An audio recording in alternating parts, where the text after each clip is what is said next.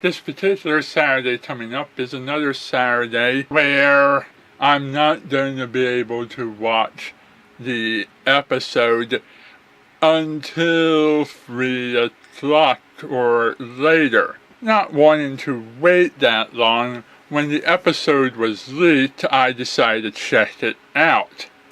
However, the leak was in a foreign language, so I could only gather from it what I saw visually. Since I can't do my real thoughts review until I see the episode in English, I'm not going to get the real thoughts on what I thought. I'm going to do something that's more similar to my Shutterbug review, but Shutterbug and I are going to be switching places as we go back and forth on what's sort of a combined review. So here we go. These are first impressions of the episode based on what I saw, not what I heard, because I couldn't understand whatever foreign language the episode was in. And curse me for not only not choosing to study foreign languages, but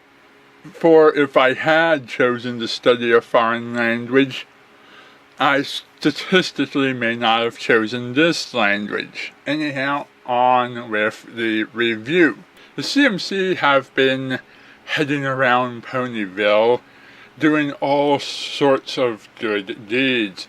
It started way back after they got their cutie marks and they helped both biceps decide to show other ponies how to lift stuff. And from there they helped Tender Taps learn to be brave enough to face tap dancing. Ever since then, even during times when other ponies were doing something more interesting, the CMC were always out showing ponies how to get their cutie marks or how to understand the true meaning of their cutie marks. This is what they were doing when they were with one particular pony family, helping a young pony in the sandbox who loved to dig holes and had the great talent of discovering long-dead, ancient, buried, forgotten skeletons.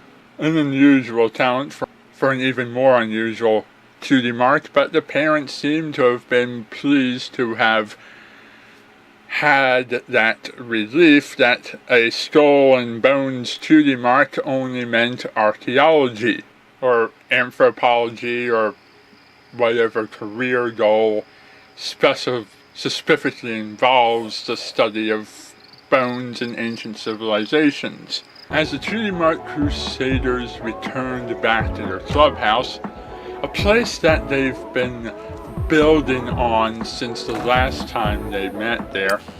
I mean, seriously, by the time we get to season 10, the Cutie Mark Clubhouse is going to be so huge, it's going to be like a treehouse mansion, the way they keep adding on to it every time you see the thing in a new episode.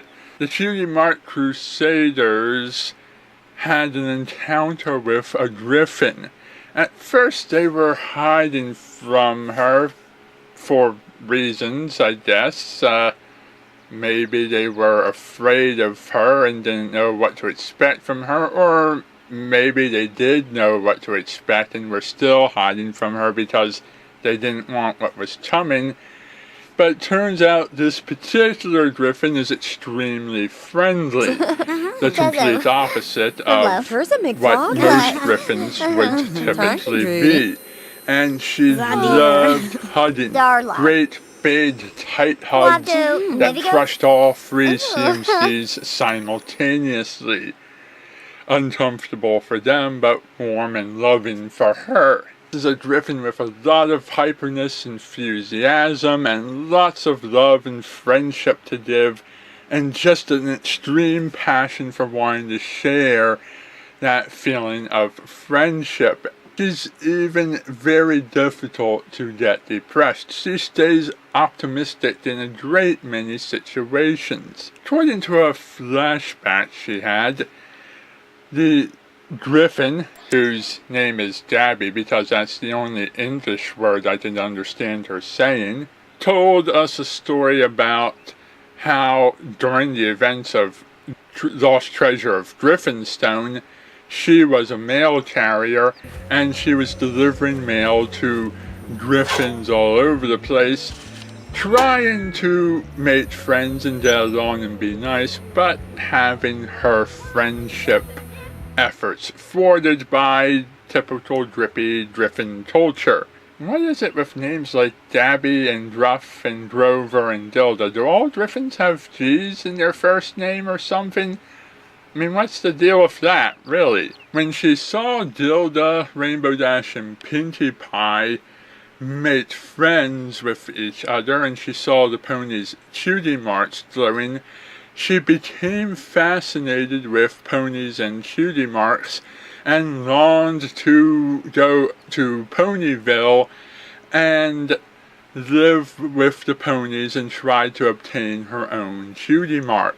Of course, it took her all of the rest of season 5 and this long through season 6, including missing out on past CMC episodes, to get this far into Ponyville to move into the CMC clubhouse with the special birdhouse edition on the roof before she finally got from Griffinstone to Ponyville to live there. Anyhow, now Gabby is living with the CMC in their clubhouse in an upstairs apartment. Apparently she wants a cutie mark real bad, and she went around Ponyville asking all of the ponies who knows something about cutie marks, and she was referred to them. So she's going to be hanging out with the CMC for the rest of the day, and she's just so happy to spend time with them. So, under some lecturing advice from Apple Bloom on how to get cutie marks, they decided to go around Ponyville helping all sorts of ponies do all sorts of things. One social event and one problem-solving session after another, after another. Gabby was able to make all sorts of friends and give all sorts of hugs and be so friendly and warm to all of the ponies of Ponyville, solving their problems, playing their games, doing all sorts of nice things for them. A song that even canonizes baseball as another sport ponies play, just in case you were wondering what buckball would be. Abby was able to make a ton of friends, but no cutie mark. Cutie Mark Crusaders consoled Twilight on multiple occasions to get more information out of her about the magic of friendship and the magic of cutie marks, and more information about griffins. Twilight was nerdily more than happy and infused to research magic and griffin history. But sadly, she had no good news to give Gabby, and the CMC had to break it to her very difficultly and through some emotional tension eventually told her she'll probably never get a cutie mark. Gabby left them in tears, but came back to them a little bit later. And when she came back, she had her very own cutie mark. It's obviously a fake, it's obviously a fake, it's obviously a fake, I can tell it's a fake. Apple Bloom, you did this before in the cutie parts. How do you not know this isn't a real cutie mark? And it does indeed turn out that Gabby's cutie mark was faked. With the fake cutie mark revealed, the CMC and Gabby remain friends regardless of how hard she's been trying and how many times she's been failing. Deciding that they've seen something special in her and her efforts, and she really has learned some kind of lesson and showed some sort of talent. CMC award Gabby with her very own fate cutie mark, a pair of pins that she can pin to either side of her saddlebags. There was a lot of interesting stuff in this episode, like the fact that Gabby is a mail delivery griffin with the same color scheme as Ponyville's local mail delivery pony, Derpy Hooves. Coincidence? I think not.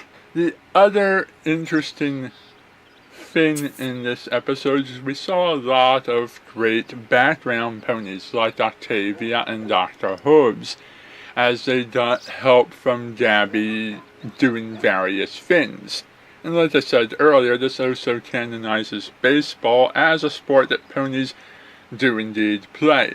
Although I'm not sure how baseball would be played by ponies only without griffins with hands. We did indeed see a little glimpse of that. This wasn't as world building as much as it was retconning the character into Lost Treasure of Griffinstone. We didn't go back to Griffinstone. We didn't see the friendship summit that Twilight had in Griffinstone earlier. We didn't really do anything new with Griffins except introduce a new character. This also means that the pictures that I saw of Griffins with cutie marks earlier were all fan works or promotional material. They were not accurately depicting characters who would appear in this episode. So good on Hasbro for keeping this character a secret, but bad on Hasbro for making me think that other Griffins would be more prominent in this episode. From some of the pictures I saw of Griffins with cutie marks and Griffins hovering around other Griffins, looking like they were expecting cutie marks to show up, it was kind of misleading, although I can see now I was probably either looking too far into something or just unable to tell fan art from actual screenshots. Either way, it was interesting that they ultimately chose not to give a Griffin a cutie mark and to sort of reinforce this idea that only ponies can get cutie marks. We also had one missed opportunity, as far as I can tell, given the language barrier, and that is we still have not had Diamond Tiara and Silver Spoon in the episode. It seems like since her reformation, she's been delegated to non-speaking roles. And this is the last CMC episode this season, as far as I can tell, so I have no clue how Diamond Tiara would get a speaking role in an upcoming episode. Although I still may yet be surprised, as I was surprised last episode to see Snail's return. Overall, I thought this was a well-told story with an interesting character. It had a song, plenty of background pony moments, some interesting new characters, and it gave us a lot of nice stuff going on. It was pretty much Scootaloo leading the charge in this one, although I can't be sure beyond that as to whether it was really a good episode or not. I can't tell you if anyone was out of character or if the plot was too obvious or anything like that, but I did feel visually that this was a repeat of the Cutie Marks, only a little bit different. Still, all in all, good episode, and my final judgment will be delivered when the actual episode comes out in English. That's when you'll hear my real thoughts. Anyhow, thank you for watching, and good night. Boo! Wibbis.